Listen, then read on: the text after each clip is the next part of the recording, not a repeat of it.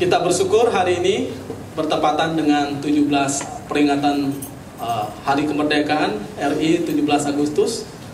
Kita bersyukur hari ini negara kita masuk ke umur 80 tahun kemerdekaan ya. Cukup tua. Tapi bagaimana dengan kita dalam kemerdekaan kita sebagai pribadi? Kita ingin melihat lebih kepada bagaimana kemerdekaan kita di dalam Kristus. Saya ingin mengajak kita memperhatikan bagian firman Tuhan dari Galatia pasal yang ke-5. Kita baca ayat 2, ayat pertama sampai dengan ayat yang ke-6. Galatia pasal 5, ayat pertama sampai ayat yang ke-6. Saya akan baca buat kita, silakan Bapak Ibu sekalian menyimak di bagian Alkitabnya masing-masing. Di bawah perikop kemerdekaan Kristen. Supaya kita sungguh-sungguh merdeka, Kristus telah memerdekakan kita. Karena itu berdirilah teguh dan jangan mau lagi dikenakan kuk perhambaan. Sesungguhnya aku Paulus berkata kepadamu, jikalau kamu menyunatkan dirimu, Kristus sama sekali tidak akan berguna bagimu. Sekali lagi kutegaskan kepada setiap orang yang menyunatkan dirinya bahwa ia wajib melakukan seluruh hukum Taurat, bukan hanya sunat. Kamu lepas dari Kristus jikalau kamu mengharapkan pembenaran melalui hukum Taurat. Kamu hidup di luar anugerah. Sebab oleh Roh dan karena iman kita menantikan pembenaran yang kita harapkan. Sebab bagi orang-orang yang ada di dalam Kristus Yesus, hal bersunat atau tidak bersunat tidak mempunyai arti. Hanya iman yang bekerja oleh kasih.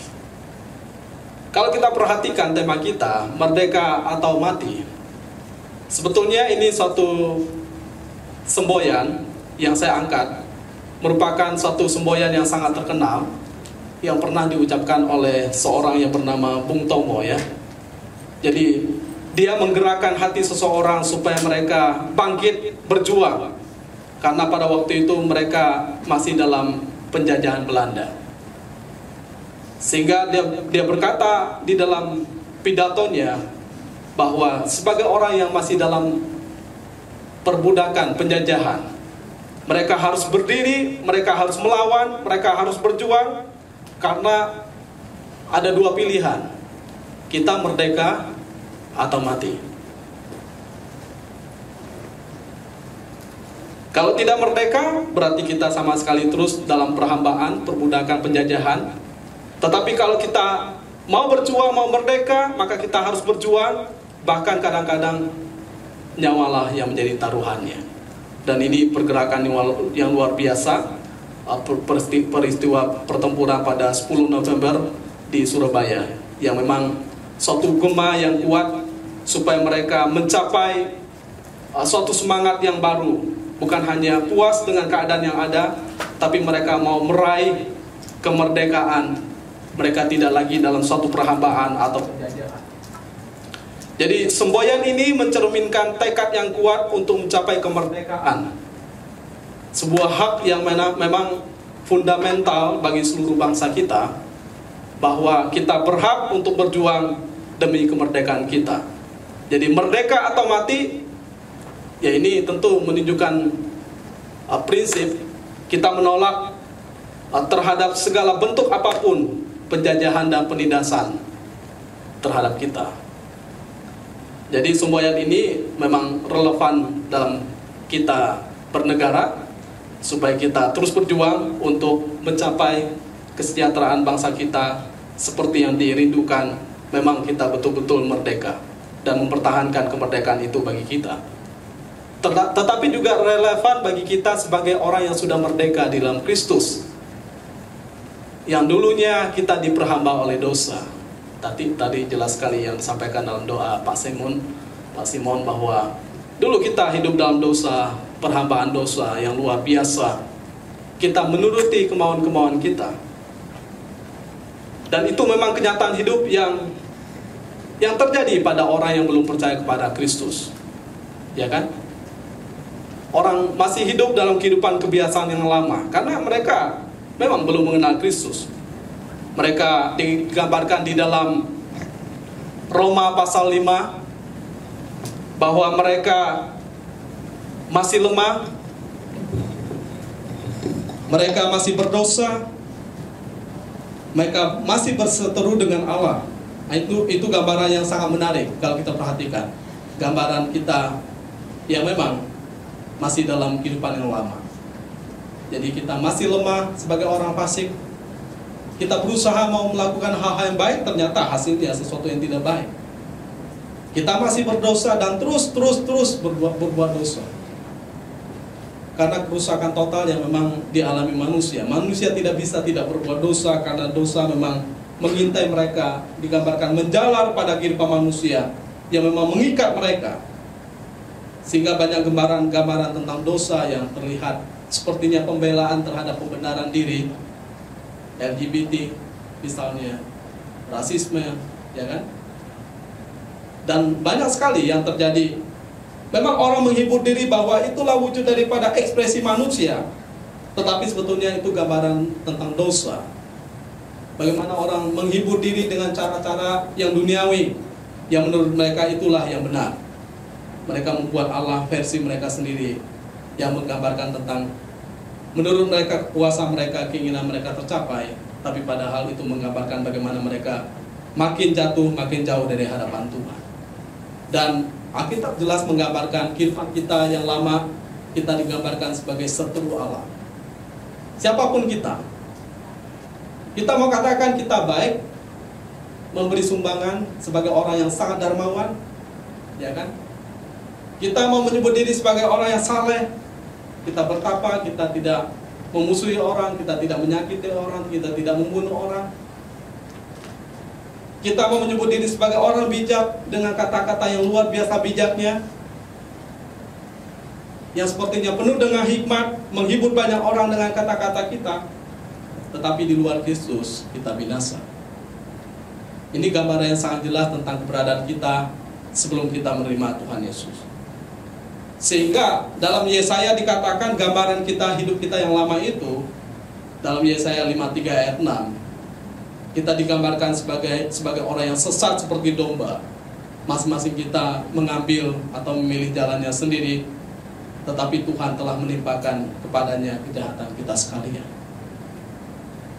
Jadi ketika manusia terus berbuat dosa, kita mengambil cara-cara kita sendiri dengan versi kita masing-masing, keinginan kita masing-masing untuk berbuat dosa. Ada yang mengejar popularitas, ada yang mengejar tahta, jabatan, ada yang mengejar materi, ada yang mengejar kesenangan diri, hobi, dan sebagainya. Bahkan ada yang mengejar kesalehan, kepintaran, dan lain-lain. Tapi ini gambaran bahwa kita mengambil jalan kita masing-masing dengan versi yang menurut kita menghibur kita, dan berharap bahwa melalui itu kita menjadi orang yang baik, berharap melalui itu kita menjadi orang yang menyenangkan hati Tuhan dan diselamatkan oleh Dia. Padahal kita sebetulnya telah sesat seperti domba. Kita mengambil jalan kita sendiri, bukan jalan Tuhan. Sehingga Tuhanlah yang memanggil kita di jalannya. Nah, ini sesuatu yang menarik. Jadi kondisi manusia yang diperhamba, diperbudak oleh dosa, kita juga dapat lihat dalam bacaan yang berikutnya di dalam Galatia pasal yang ke-5 ini, terutama di dalam ayat yang ke-18 dan berikutnya. Nah, itu gambaran yang sangat serius tentang keberadaan kita, ditunjukkan secara jelas bagaimana kita mengikuti keinginan-keinginan daging kita. Dan itu bukan hanya sekali dua kali, tapi itu suatu hal yang terus-menerus dilakukan kalau orang berada di luar Tuhan. Ayat yang ke-18 saya baca buat kita. Namun jikalau kamu memberi dirimu dipimpin oleh Roh, kamu tidak hidup di bawah hukum Taurat. Karena dalam bagian kita juga bicara tentang orang di bawah huk, bukan dosa sesuai dengan keinginannya, tapi huk secara rohani, ya, legalisme. Mereka mau taat pada hukum Taurat, tapi mereka mau menghindari Kristus, supaya sepertinya Kristus plus hukum Taurat menjadi ditambahkan di sana. Mereka ditambahkan keselamatannya, bukan hanya karena Kristus saja, tapi ada hukum Taurat. Dan menyingkapkan tentang perbuatan manusia, dikatakan perbuatan daging telah nyata, yaitu percabulan, kecemaran, hawa nafsu, penyembahan berhala, sihir, perseteruan, perselisihan, iri hati, kemarahan, kepentingan diri sendiri, percecokan, perpecahan, kedengkian, bermabuk-mabukan, pesta pora, dan sebagainya. Terhadap semuanya itu kuperingatkan kamu seperti yang telah kulakukan dahulu, bahwa siapa saja yang melakukan hal-hal demikian tidak akan mendapat bagian dalam kerajaan Allah. Jadi jelas sekali ya, kehidupan orang-orang yang belum sungguh-sungguh di dalam Tuhan, bahkan masih diperhamba oleh dosa, mereka melakukan hal seperti ini sepertinya wajar sekali.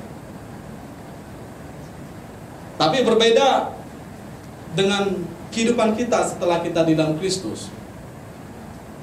Dan Paulus dengan terang berkata, kalau kita sudah ada di dalam Kristus, kita itu menjadi ciptaan yang baru. Jadi bukan hidup dalam kehidupan yang lama lagi. Ciptaan baru di dalam Kristus. Jadi hal-hal yang lama itu berlalu, tapi hal-hal yang baru datang.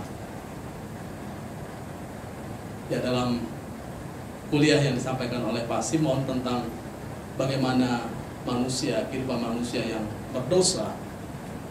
Jadi memang kita harus tahu bahwa kita itu bukan lagi manusia lama, ya Pak ya. Kita sudah dipindahkan dalam suatu kehidupan yang baru di dalam Kristus.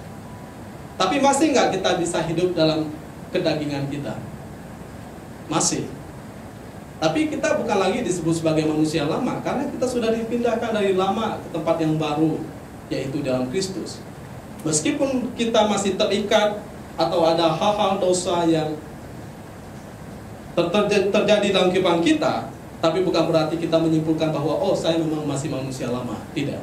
Tapi kita masih dalam suatu proses pengudusan di dalam Kristus, untuk semakin hari semakin secara progresif, dan tentunya semakin naik ya, bukan semakin turun.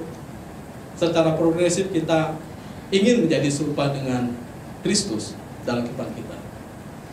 Jadi dalam hal ini, percaya dengan Tuhan atau percaya kepada Tuhan ada kerinduan untuk menyangkal diri, memikul salib, ikut Yesus. Jadi dalam bagian merdeka, ya betul kita merdeka, tapi merdeka bukan digunakan untuk sebebas-bebasnya melakukan apa yang kita mau. Merdeka dalam wujud bahwa kita bebas sekarang dalam suatu perhambaan Kristus. Dan memang Yesus berkata bahwa Dia memberikan kuk kepada kita, dan kuk itu enak, bebannya pun ringan. Dan ini merupakan sesuatu yang menarik kalau kita bicara tentang kehidupan kita yang baru di dalam Kristus setelah kita mengalami kemerdekaan dari perbudakan dosa. Kita tidak lagi menjadi hamba dosa, kita tidak menjadi hamba hukum-hukum yang legalisme, yang bagi kita ingin melaluinya kita mencapai keselamatan. Kita tidak lagi hidup dalam cara kita, tapi kemerdekaan sekarang kita menggunakan untuk memuliakan nama Tuhan. Jadi nggak ada istilah kita merdeka, dah kita berpikir bahwa kita bisa hidup sebebas-bebasnya. Karena Tuhan sudah pilih saya, Tuhan sudah menebus saya, keselamatan sudah ada di tangan saya. Jadi seakan-akan itu menjadi satu tiket atau suatu izin supaya kita melakukan dosa terus-menerus. Tidak demikian. Jadi di dalam Kristus jelas sekali status kita ya. Kita manusia yang baru, bukan lagi manusia yang lama. Kita hamba Kristus, hamba kebenaran, bukan lagi hamba dosa. Kita sudah merdeka dari perhambaan duniawi ini. Jadi sekarang kita ada di dalam Dia, kita dibentuk oleh Dia. Jadi secara keinginan, rencana, kehidupan, karakter kita harusnya terbentuk di dalam Dia. Karena Dialah yang membentuk kita. Ya tentu bukan dengan cara kita, ada Roh Kudus yang tinggal, yang akan menolong kita untuk menjadi pribadi yang betul-betul merdeka. Sehingga dalam bacaan ini menarik sekali, supaya kita sungguh-sungguh merdeka, Kristus telah memerdekakan kita. Jadi jelas pekerjaan memerdekakan kita itu bukan karena kekuatan kita, tapi Kristuslah, atau secara inisiatif yang jelas dimulai daripada Kristus untuk memerdekakan kita. Jadi Kristus membuat kita tidak hidup lagi dalam dosa, dan kita mengingat bahwa hanya di dalam Kristus dan hanya di dalam Dia kita merdeka. Dan ini mengingatkan kita tentang solus Kristus, bagaimana hanya Kristus saja yang memampukan kita untuk merdeka dari berbagai hal. Dan itu sejalan dengan pemahaman iman kita.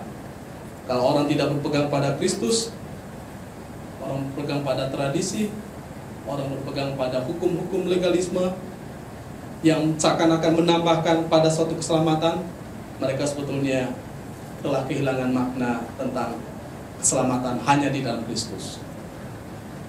Jadi siapa yang kita perhatikan, siapa yang bekerja bagi kita sepenuhnya secara total, yaitu Yesus Kristus.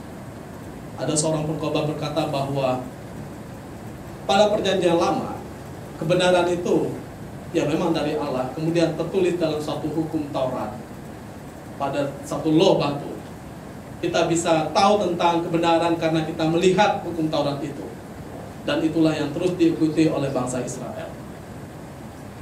Kalau nggak salah butiran daripada hukum Taurat, kalau penjabarannya kira-kira 613 ya, butiran daripada hukum Taurat, yang secara detail mereka harus ikuti.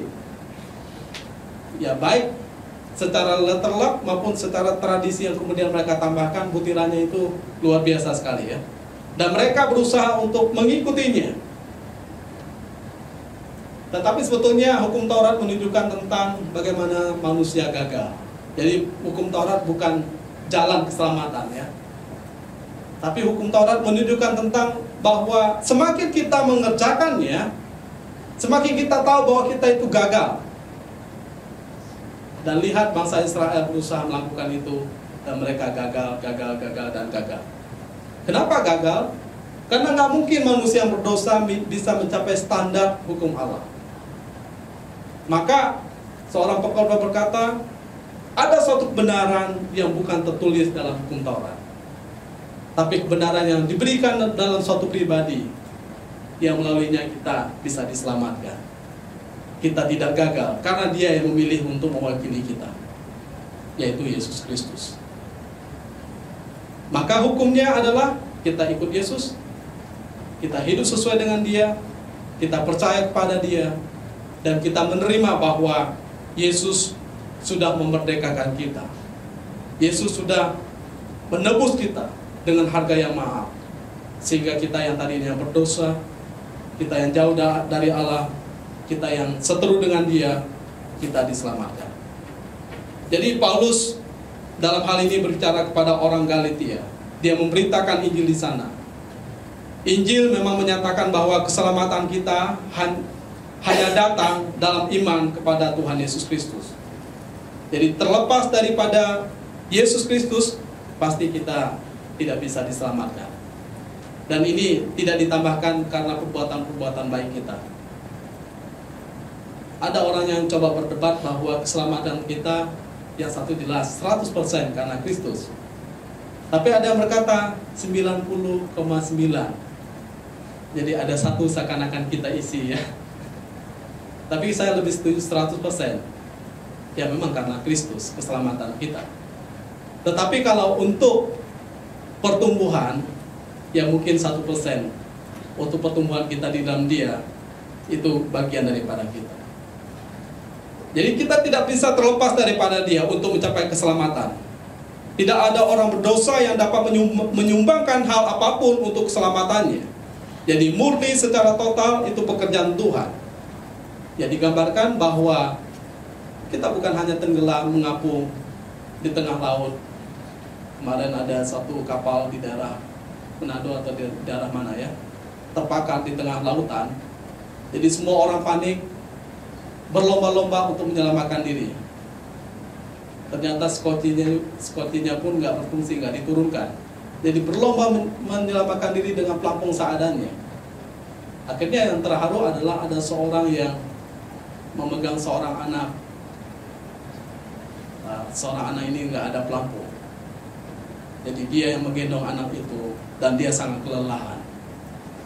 Tapi untung ada nelayan-nelayan yang membantu sehingga mereka bisa diselamatkan. Memang beberapa juga meninggal ya karena tenggelam. Tapi kita bukan dalam kondisi yang terapung, yang tidak berdaya. Kita lebih daripada itu. Kita memang sudah tenggelam dan mati. Tuhanlah mengulurkan tangannya. Dia memberi kehidupan yang baru kepada kita, sehingga kita boleh menerima suatu keselamatan. Kalaupun kita boleh diangkat, bukan karena kita yang meraih tangan Tuhan, tapi tangan Tuhanlah yang meraih kita. Jadi semua yang dilakukan orang berdosa di dalam keberdosaannya untuk mencapai keselamatan daripada Tuhan, itu seperti kain kotor, itu seperti sampah di mata Tuhan. Ya, kita harus dengan rendah hati menerima bahwa kita semua binasa. Di luar Kristus kita semua binasa. Jadi yang menarik bahwa beberapa orang Yahudi datang ke Yerusalem. Mereka datang dengan ajaran keyahudian mereka, dengan ajaran Yudaisme. Jadi mereka menawarkan suatu keselamatan kepada bangsa-bangsa non-Yahudi. Mereka berkata, kalau kamu mau diselamatkan seperti kami, ya memang secara genetik mungkin kalian bukan orang Yahudi, tetapi kalian bisa melakukan ritual-ritual, ya kan, secara seremonial, yaitu dengan cara disunatkan. Nah, boleh nanti kalau sudah disunat, kalian akan diselamatkan. Nah, itu ajaran Yudaisme. Dan hanya dengan cara itu kemudian mereka menawarkan bahwa orang akan dapat masuk kepada kerajaan Tuhan dan mendapat keselamatan di dalam Tuhan Yesus Kristus. Jadi bukan hanya melalui Yesus saja. Nah, ini sesuatu yang menarik yang mereka sampaikan. Jadi mereka datang ke gereja-gereja. Menarik juga waktu itu ya, gereja-gereja pada zaman dulu pun tidak luput daripada serangan ajaran-ajaran seperti ini. Jadi ada ajaran yang berbicara tentang kebaikan-kebaikan secara naluriah manusia, secara moral. Tapi ada ajaran yang diselubungi dengan suatu kebaikan-kebaikan yang disusupi dengan ajaran hukum Taurat, yang seakan-akan kalau kamu mau diselamatkan, ya lakukanlah hukum Taurat. Itu pun salah. Karena mereka tidak memahami bahwa hukum Taurat adalah penunjuk jalan kepada Kristus. Hukum Taurat hanya mau mengatakan bahwa manusia telah gagal untuk taat kepada Taurat dan tidak bisa diselamatkan olehnya. Jadi Paulus jelas menegaskan di dalam Galatia 6 ayat 15, sebab bersunat atau tidak bersunat tidak ada artinya, tetapi menjadi ciptaan yang baru itulah ada artinya, itulah yang penting. Kalau ada di antara kita tidak bersunat, nggak apa-apa, nggak bakalan masuk neraka karena tidak sunat ya. Tapi kalau bersunat ya nggak apa-apa juga, tapi itu bukan jalan keselamatan. Dengan kata lain bahwa usaha-usaha kita untuk mengejar Tuhan, mengejar Tuhan, keinginan untuk diselamatkan itu tidak ada artinya.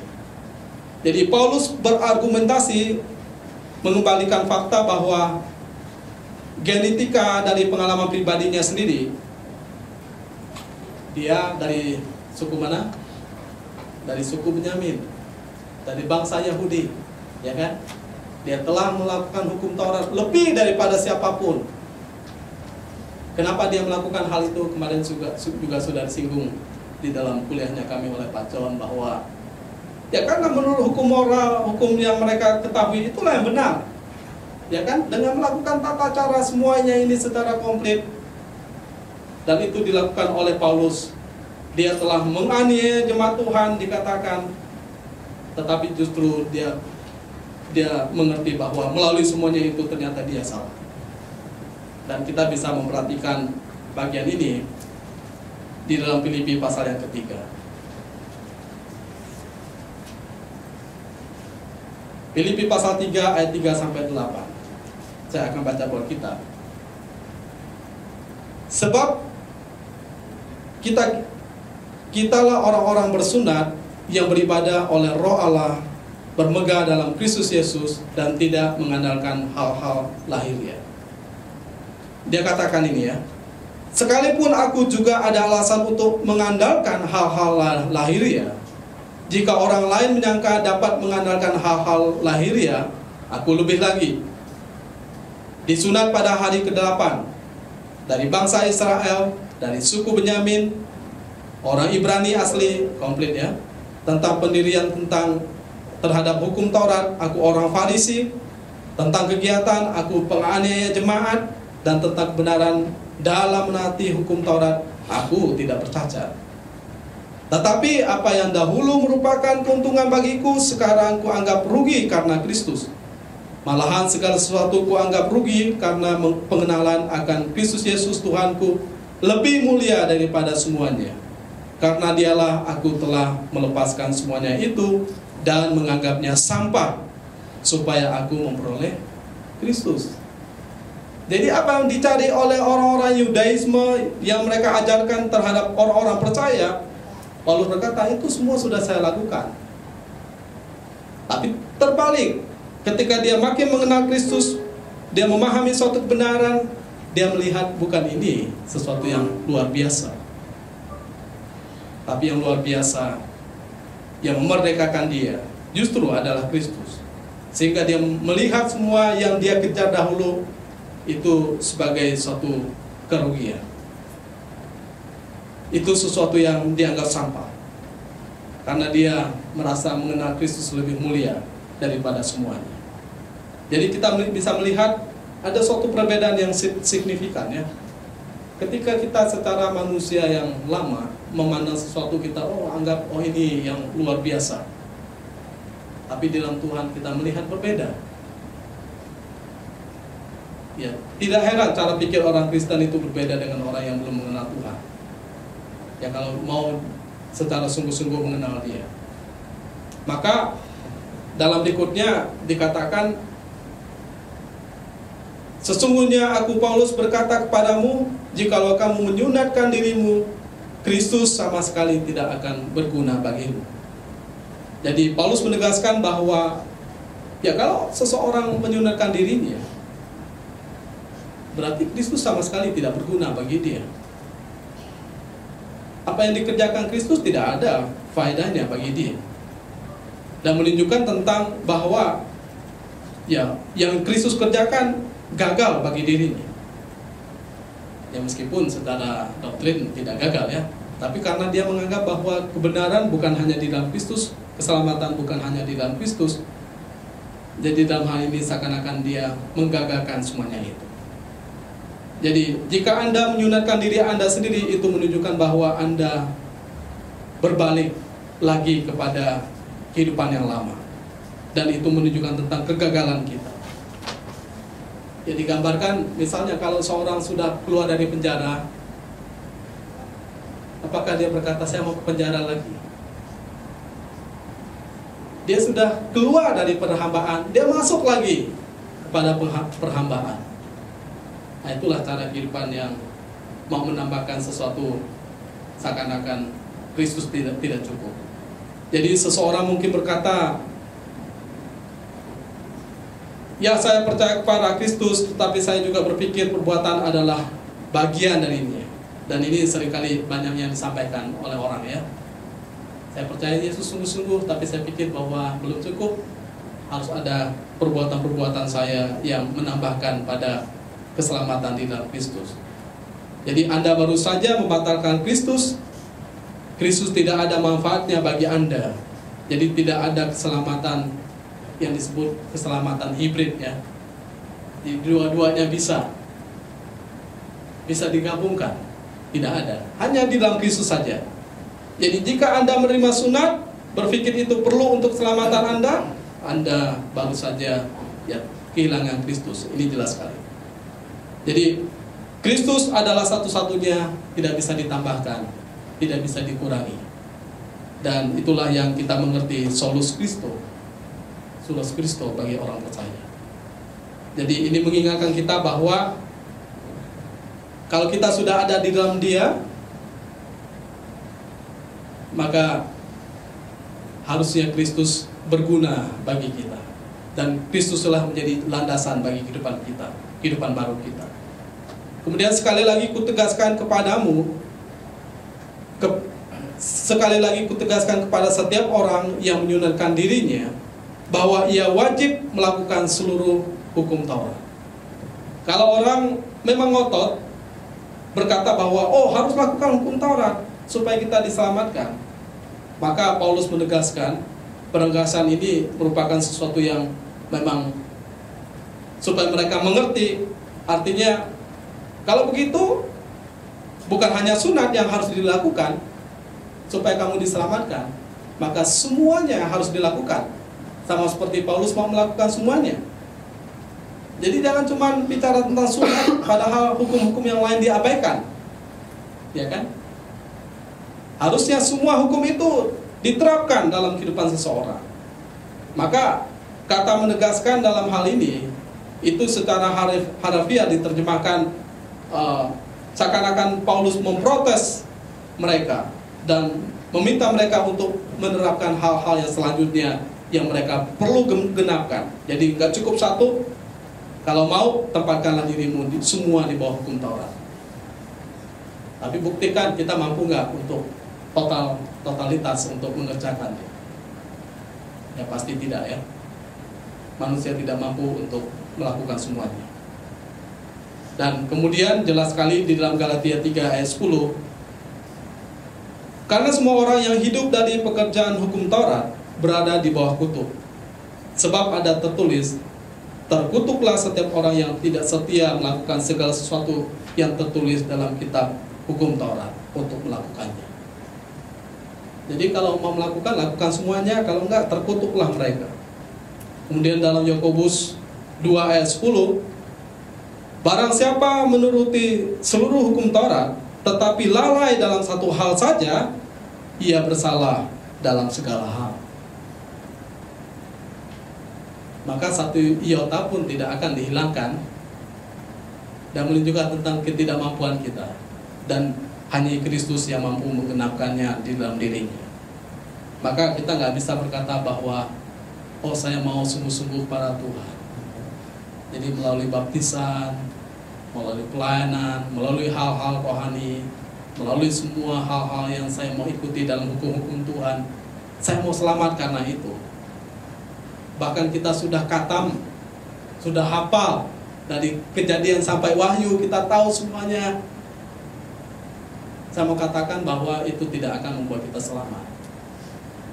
Meskipun itu sangat menolong kita dalam pertumbuhan rohani kita. Itu menolong kita untuk semakin mengerti kehendak Kristus, bertumbuh dalam Dia, memuliakan nama Dia. Tetapi bukan itu yang membuat kita selamat. Jadi semua hal-hal yang rohani penting, bukan berarti tidak penting. Kita dibaptis, kita melayani Tuhan di gereja, kita mengasihi orang lain, kita berbuat baik kepada orang lain. Semuanya hal itu penting. Tapi bukan untuk keselamatan, tapi karena kita sudah diselamatkan. Istilah daripada John MacArthur adalah bukan mengharapkan keselamatan, tapi karena kita sudah diselamatkan. Jadi beda. Kalau orang dunia mengejar keselamatan dengan perbuatan mereka, saya lakukan ini kenapa? Supaya saya selamat.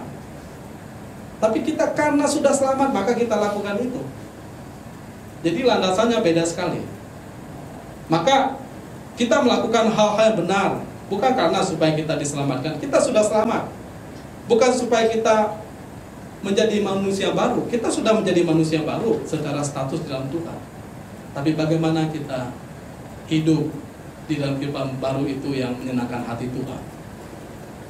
Maka dalam bagian berikutnya dikatakan kamu lepas dari Kristus jikalau kamu mengharapkan pembenaran melalui hukum Taurat, kamu hidup di luar anugerah. Jelas sekali ya. Lepas artinya terpotong, tersingkirkan, karena kita ini bukan pilihan. Tapi jelas kalau orang memilih untuk di bawah hukum Taurat, mereka terlepas daripada Kristus, terpotong daripada Dia, dan anugerah Tuhan tidak ada pada mereka. Mereka hidup di luar anugerah Tuhan. Jadi mereka dapat dikatakan ya hidup dalam usaha-usahanya dan usaha manusia yang sia-sia, yang berusaha memperkenan Tuhan. Ini sesuatu yang menyedihkan tentunya, tapi banyak orang yang masih melakukan hal yang demikian. Dan menarik dalam perundungan saya, kadang-kadang pun saya coba menghibur orang dengan khotbah saya, secara tidak langsung ya, seakan-akan bahwa harus ada perbuatan baik sehingga orang itu diselamatkan. Dan dengan iming-iming seringkali kita ingin supaya jemaat makin bertumbuh, makin mengerti. Tapi padahal kita harus menyingkirkan semuanya. Bukan berarti perbuatan baik pada orang lain tidak perlu. Dan jangan salah paham, bukan berarti hukum Taurat sudah tidak perlu ya. Perlu, tapi bukan untuk keselamatan kita. Perlu supaya kita semakin hidup dalam kehendak Tuhan. Semakin kita melakukannya, itu semakin menolong kita. Dan kita melakukannya karena kita sudah mengalami keselamatan di dalam Dia. Jadi, sebab oleh roh dan karena iman, kita menantikan kebenaran yang kita harapkan. Ini yang menarik, bahwa kita tidak menantikan keselamatan karena kita sudah lakukan sesuatu yang baik, karena kita sudah melakukan sesuatu hukum yang menurut kita sudah tuntas melakukan hal semuanya itu. Tapi sebetulnya karena Kristus dan ada pertolongan Roh Kudus yang menolong kita untuk mengerjakan hidup-hidup yang berkenan pada Tuhan, dan ada iman yang dianugerahkan kita. Dan jelas sekali bahwa pembenaran itu dikerjakan oleh Tuhan. Dalam counseling, biblical counseling yang kami ikuti, bahwa ternyata selain daripada keselamatan, pengudusan pun pekerjaan Tuhan bagi kita. Jadi kita sudah dimerdekakan dalam suatu keselamatan yang Tuhan berikan, tapi pengudusan hidup yang makin berkenan pada Tuhan, menyingkirkan manusia-manusia yang kehidupan yang lama atau keinginan daging kita, itu karena pekerjaan Roh Kudus yang terus bekerja bagi kehidupan kita. Dan kita menantikan Dia untuk memperbaharui kehidupan kita. Dan kita menantikan Dia untuk datang menjemput kita. Dan itulah iman Kristen yang sejati, bahwa kemerdekaan kita bukan karena kekuatan kita, tapi kemerdekaan kita adalah ya karena perbuatan Dia yang sungguh luar biasa bagi kehidupan kita. Jadi perhatikanlah perubahan kata ganti. Seringkali dikatakan sebab kami, kemudian ada kami lagi. Jadi Dia berbicara kepada orang percaya, termasuk dirinya sendiri. Sebab kami oleh roh, karena iman menantikan kebenaran yang kita harapkan. Jadi kita harus menunggu kebenaran yang kita harapkan, karena itu adalah karunia dari Tuhan. Jadi secara harafiah, untuk kita sendiri ini memiliki arti bahwa melalui roh, karena iman, kita dengan semangat menantikan kebenaran yang diharapkan. Kita tidak mencoba untuk mendapatkannya, tapi kita menunggu. Jadi kita tidak mencoba untuk mendapatkan keselamatan kita, tapi kita menunggu karena pekerjaan Tuhanlah yang menyempurnakan semuanya itu. Dan dalam pengudusan kita, Tuhan memberikan kepada kita sebagai karunia kasih, sebagai kasih karunia. Jadi pengudusan ini Tuhan berikan kepada kita sebagai kasih karunia. Dan dalam suatu hari kita akan melihat bahwa pengudusan yang Tuhan kerjakan itu begitu sempurna bagi kehidupan kita. Jadi sangat jelas bahwa kita masuk surga pun bukan karena usaha kita, tapi karena Dia. Jadi kami oleh roh karena iman sedang menunggu. Yang dikatakan oleh seorang pengkhotbah, dia berkata, saya sangat suka bahwa fakta ini menggunakan kata kerja menunggu. Ini adalah sesuatu yang harus Tuhan lakukan untuk kita, di dalam kita, dan sedang melakukan sesuatu oleh Roh Kudus dalam diri kita.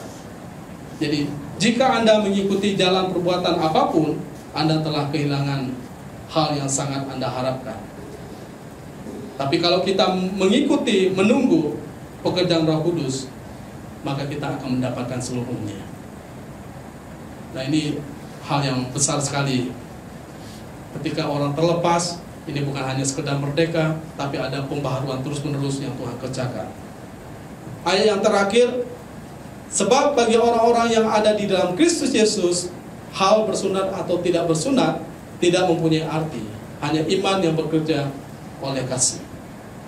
Jadi kita melihat bahwa semuanya telah masuk dalam diri orang percaya, di dalam iman, dan juga ada suatu kasih yang bekerja dalam diri mereka. Ya, karena ada pekerjaan Kristus di dalam diri mereka. Lalu dikatakan mereka bisa hidup mengasihi orang lain, mengasihi Tuhan sebagai hasilnya.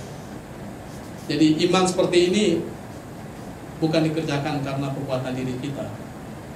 Jadi kemerdekaan kita ternyata harusnya mengubah diri kita, harusnya memuliakan nama Tuhan, harusnya juga menjadi berkat bagi orang lain.